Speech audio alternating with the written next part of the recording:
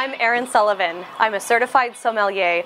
I'm the general manager of Acme Fine Wines in the Napa Valley, and I'm a very proud member of the Wine Sisterhood.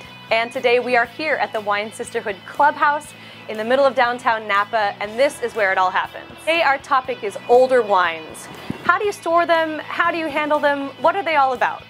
We've probably all heard the expression when something is aged like a fine wine. But you know, in reality, the majority of the wines that you'll find on a retail shelf these days in the United States are intended to be enjoyed in their youth. On the other hand, if you are a serious wine collector or aspire to be one day, you may want to start acquiring wines that will benefit from aging. Okay, so let's break it down. What is going to help a wine be in it for the long haul? Well, the way I see it, there are two important components that are going to really lay a foundation for a stable, age-worthy wine. First of all, the tannic structure. And the tannins can be imparted onto a wine from either the oak barrels or from the skins of the grapes themselves.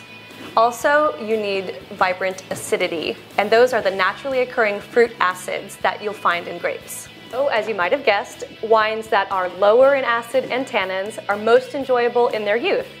And wines that are a little higher in acid and tannins will benefit the most from aging. So let's fast forward. You've selected some beautiful bottles, you built yourself a cellar, and it's time to open, maybe for a special occasion, one of these bottles, and you've been so good and resisted temptation, resisted opening them for years.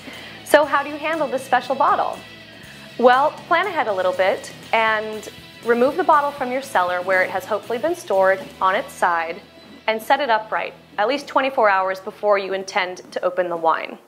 We stand it upright so that the sediment travels to the bottom of the bottle. We really want to enjoy the wine and make sure as little of that sediment gets into your glass as possible. It is totally harmless, but it just might interfere with your enjoyment just a little bit. We've removed the cork and we're ready to decant the wine. A note on the cork, always be careful to remove it with caution. With older wines, sometimes the cork can become a little soft. A little trick, we always think it's handy to use a light source to be sure that you cleanly pour the wine off over the sediment. So handy dandy little light source right there. Get your decanter ready. And we gently pour the wine slowly into the decanter. And by looking at that light source, I can see that we're pouring only wine and not sediment. Okay, now let's pour a glass. So on my left, we have the 1991 Silver Oak Napa Valley.